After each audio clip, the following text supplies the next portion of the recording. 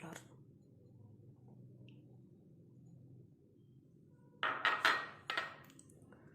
Rice flower,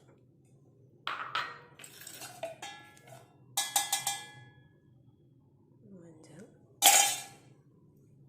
மிளகாத்தூள்,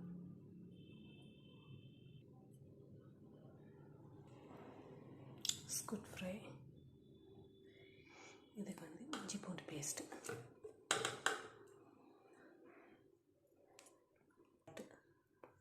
பார்த்துக்கிட்டு போடணும். நம்ம நிறையா ஏன்னா இஞ்சி பூண்டு பேஸ்ட்டில் அரைக்கும் போது கொஞ்சம் சால்ட்டு போட்டதுனால கொஞ்சம் பார்த்து செஞ்சு போடணும். ஓகேங்களா? கருவேப்பிலை, தண்ணி தேவையான அளவு தெளித்து நம்ம யூஸ் பண்ணணும். பிசைஞ்சு நம்ம வந்து மசாலாலாம் கலக்குனதுக்கப்புறம் இந்த மாதிரி தான் இருக்கும். ஓகேங்களா? இதை நம்ம ஆயிலில் போட்டு ஃப்ரை பண்ணி நல்லா மொறு மொறுன்னு பக்கோடா மாதிரி சாப்பிட்லாம்.